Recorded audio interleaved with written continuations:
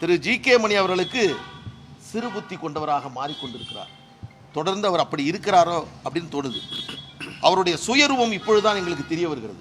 பல காலம் பழகிவிட்டோம் என்பதால் அவர் மீது கடுமையான வார்த்தைகளை பயன்படுத்த முடியவில்லை. ஆனால் இதைவிட கடுமையான வார்த்தைகளை சொல்ல வேண்டும் என்று என்னுடைய மனது கூறுகிறது. அவ்வளவு மோசடி. ஒருவேளை ஐயா அவர்கள் இப்படி ஒரு மணி எழுதினால் அதை எழுதக்கூடாது என்று சொல்ல வேண்டும். அதுதான் உங்களை ஒரு உச்சத்தில் அமர்த்தி அழகு பார்த்த பாட்டாளி மக்கள் கட்சிக்கு நீங்கள் செய்யக்கூடிய நன்றி கடன். ஆனால் இன்றைக்கு செய்யக்கூடியது என்ன? துரோகம்.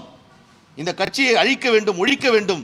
திமுகவிடம் இருந்து பணம் வாங்கி கொண்டு திமுகவினுடைய கைக்கூலியாக இருந்து திமுக சொல்லக்கூடிய வேலைகளை செய்து கொண்டு இந்த இயக்கத்தை உடைக்கக்கூடிய வேலையை ஜி.கே. மணி அவர்கள் செய்து கொண்டிருக்கிறார். இதன் பின்னால் யார் இருக்கிறார்கள் எங்களுக்கு தெரியும். டெல்லி உயர்நீதிமன்றத்தில் யாரை வைத்தீர்கள்? அது யாரை வைப்பதற்கு பின்னணியாக இருந்தார்கள்? மூத்த வழக்கறிஞரை யார் ஏற்பாடு செய்தது? இதன் பின்னால் இருந்தவர்கள் யார்? அவர்களுக்கு பணம் கொடுத்தவர்கள் யார்? எல்லாம் எங்களுக்கு தெரியும். ஆனாலும் நாங்கள் அமைதியாக இருந்து கொண்டிருக்கிறோம். இப்பொழுது சொல்கிறேன், எப்போ எங்கள் கட்சியினுடைய தலைவர் மீதே இந்த புகாரை அவர் எழுதியிருக்கிறாரோ இனி நாங்கள் பொறுத்து கொள்ள முடியாது. உரிய நடவடிக்கையை நாங்கள் எதிர்காலத்தில் மேற்கொள்வோம்.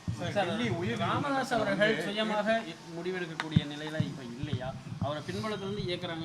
அப்படி இருந்தால் அவரை காப்பாற்றுவதற்கு நீங்க என்ன பண்ண முடியும்? அதாவது நாங்கள் எல்லா நிலைகளிலும் இன்று வரை மருத்துவர் அன்புமணி ராமதாஸ் அவர்கள் எங்கள் ஐயாவினுடைய நலன் மீது, அவருடைய உடல் நலன் மீது, மனநலன் மீது மிகுந்த அக்கறை கொண்டவர்.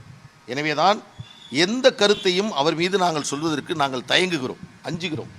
சொல்லிவிடக்கூடாது என்று நாங்கள். ஆனால் பல கருத்துக்களை அவர் சொல்லி வருகிறார். எனவே இது சிலருடைய கைப்பாவையாக அவர் மாற்றப்பட்டிருக்கிறார். இதுதான் உண்மை. இந்த உண்மை அத்தனையும் வெளியே வரும்.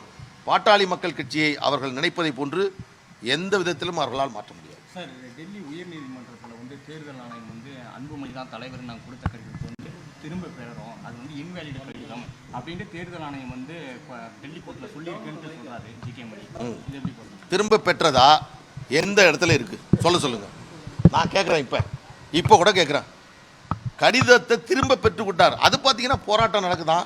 அது ஏதோ வட இந்தியாவில் இருக்கக்கூடிய ஒரு 10 பேரை கூட்டு உட்கார வச்சு அதில் பண்ண கூத்தும் கேலியும் கூத்தும். யாரோ ஒருத்தர் பேசிட்டு இருக்காரு, அங்கேருந்து ஒருத்தருடைய வெற்றி வெற்றி வெற்றி சின்னம் யாருக்கும் இல்லை, கட்சியை பறித்து விட்டார்கள், வெற்றி. பைத்தியம் அவங்களுக்குலாம் கொஞ்சம் கூட அடிப்படை அறிவு வேணாம். 10 நிமிஷத்தில் அந்த போலி வேஷம் கரைந்து விட்டது. ஃபர்ஸ்ட்ல என்ன சொன்னாங்க? பிரேக்கிங் என்ன செய்தி வந்தது? ஆனால் மறுநாள் ஊடகத்தில் என்ன செய்தி வந்தது? பாட்டாளி மக்கள் கட்சி மீது அவர்கள் தொடுத்த அந்த வழக்கில் டெல்லி உயர்நீதிமன்றம் உங்கள் பிரச்சனையை சிவில் நீதிமன்றத்தில் தீர்த்துக் கொள்ளுங்கள், இதுதான் தீர்ப்பு.